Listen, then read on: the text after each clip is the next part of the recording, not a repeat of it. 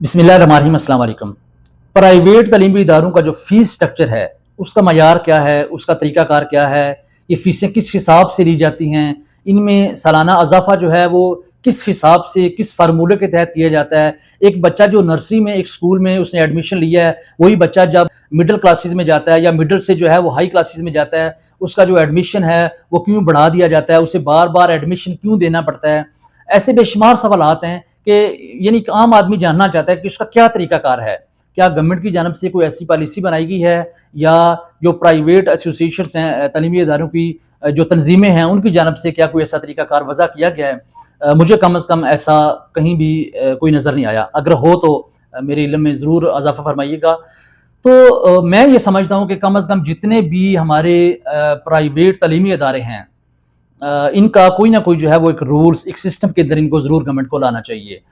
और इनके मैं समझता हूँ कि ग्रेड बनाने चाहिए। हर इदारे का जो है ग्रेड होना चाहिए। जब भी इदारे की रजिस्ट्रेशन होती है गवर्नमेंट के पास, तो फिर उस इदारे को देख के, जांच के, जैसे हम गाड़ी की यहाँ पे इंस्पेक्शन करवाते हैं हर साल के बाद, इसे अरबी में यहाँ पे फास कहते हैं, ऐसे ही मतलब हर इदारे का जो है वो चेक एंड बैलेंस होता है कि इस इदारे का क्या मयार है, ये तालीम किस क्वालिटी की ये तालीम जो है बच्चों को दे रहे हैं। तो और फिर इसके अलावा जो ग्रेड सिस्टम है जिसकी मैं बात कर रहा हूँ और जो मेरा बेसिकली मौजू है, कि मैं समझता हूँ सब तालीमी इदारों को जो है वो एक ग्रेड सिस्टम के अंदर लाना चाहिए। A plus grade, A grade, B grade, C grade. अब ये ग्रेड किस हिसाब से दिए जाने चाहिए, ये जिन तालीमी इदारों में जो जो फैसिलिटीज़ हैं उन सब चीज़ों को मद्देनज़र रखकर ये ग्रेड देने चाहिए। अगर एक अदारे के पास सब फैसिलिटीज़ हैं, यानी कि देखना चाहिए क्या उस अदारे के पास जो है बच्चों के खेलने के लिए ग्राउंड मौजूद है, इनडोर जो गेम फैसिलिटीज़ हैं वो कितनी हैं, आउटडोर जो गेम फैसिलिटीज़ हैं वो कितनी हैं। इसके अलावा क्या उस स्कूल में जो है बायो फिज़िक्स के लिए, केमिस्ट्री के लिए लैब्स मौजूद हैं, और वो जो लैब्स हैं कितनी वसी हैं वो। अलावा जी क्या कंप्यूटर लैब मौजूद है, अगर कंप्यूटर लैब मौजूद है तो उसमें कंप्यूटर्स की तादाद कितनी है।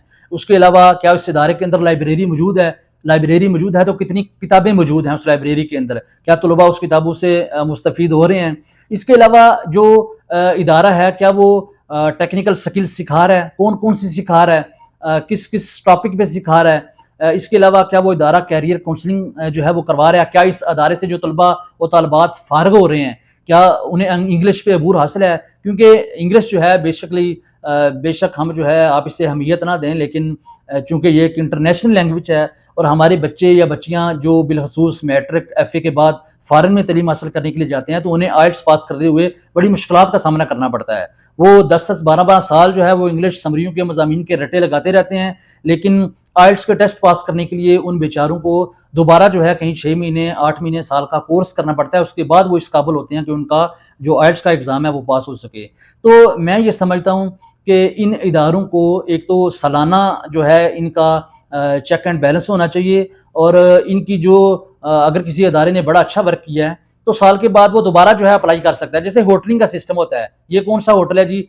ये 1 स्टार होटल है, 2 स्टार होटल है, 3 स्टार होटल है, 4 स्टार होटल है, 5 स्टार होटल है। तो ऐसे ही मैं समझता हूँ कि जो प्राइवेट अदारे हैं उनका भी एक ग्रेड का सिस्टम होना चाहिए, ताकि लोगों को भी, आम लोगों को भी पता चले कि ये जो स्कूल है ये A प्लस ग्रेड का है, ये जो स्कूल है ये A ग्रेड का है, ये जो है B का है। लेकिन यहाँ हम देख रहे हैं कि लोगों ने छोटी छोटी बिल्डिंग्स लेके जो है वो तालीमी इदारे बनाए हुए हैं और उनकी फीसिस भी उतनी हैं, और जो लोग बहुत ज़्यादा जो है इस पे अखराजात कर रहे हैं अपने तलबा व तलबात के लिए, बड़े वसी पैमाने पे जो है वो उन्होंने जो है सारे इक्विपमेंट्स भी लाए हुए हैं और तलबा को हर तरह की सहूलत जो है वो भी मुहैया कर रहे हैं, तो उनकी फीसिस का मयार भी इतना है।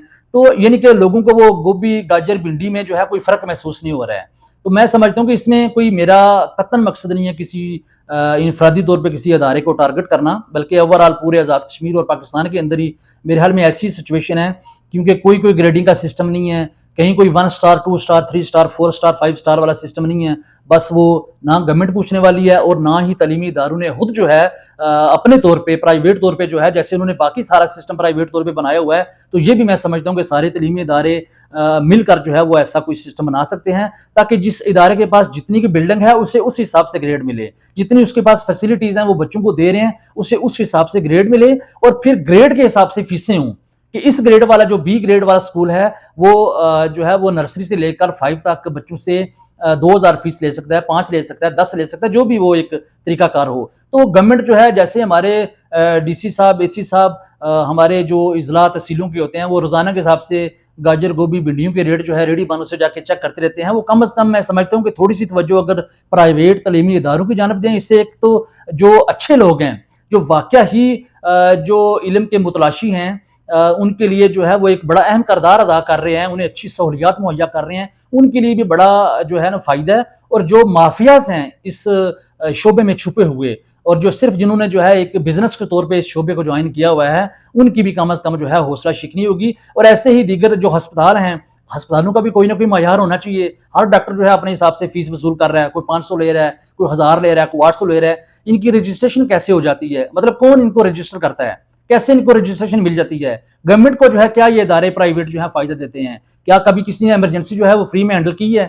تو یہ جتنی بھی چیزیں ہیں میرے خیال میں میرا مقصد صرف اور صرف ایک ٹچ دینا تھا. کم از کم سوچیں, تھوڑا سوچیں, 6 مہینے سوچیں, سال سوچیں. یہ جتنے بھی پرائیویٹ ادارے ہیں, بے شک وہ تعلیمی ادارے ہوں یا ہاسپٹلز ہوں, یہ کسی نہ کسی جو ہے وہ گورنمنٹ رولز کے اندر ہونے چاہیے.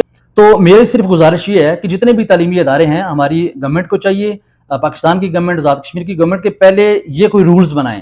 کم از کم جو ہے یہ جتنے بھی ادارے ہیں انہیں جب آپ انہیں رجسٹریشن دیتے ہیں, جب آپ انہیں رجسٹر کرتے ہیں, تو اس کے بعد ان کی دیکھ بھال کوئی نہ کوئی جو فیسز کا سٹرکچر ہے وہ بھی بنانا چاہیے. ایسے ہی جو پرائیویٹ سکول ہیں ان کا بھی بنانا چاہیے. اس پہ جو صحافی برادری ہے اسے بھی آواز اٹھانی چاہیے, جو عام جو پبلک ہے, جو سول سوسائٹی ہے, اسے بھی اس پہ ضرور آواز اٹھانی چاہیے.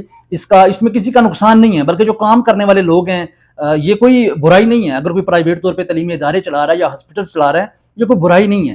بلکہ گورنمنٹ پوری دنیا کے اندر جہاں گورنمنٹ کے ادارے ہوتے ہیں وہاں پرائیویٹ بھی ہوتے ہیں, لیکن کم از کم جو ہے وہ کوئی نہ کوئی ان کا چیک اینڈ بیلنس, کوئی نہ کوئی انہیں پوچھنے والا ضرور ہونا چاہیے. تو میرا مقصد صرف اور صرف ایک ٹچ, ایک توجہ دلوانا تھا. اپنی دعاؤں میں یاد رکھیے, اپنا بہت سارا خیال رکھیے. ملتے ہیں ایک اور ویڈیو کے ساتھ انشاءاللہ. بہت شکریہ.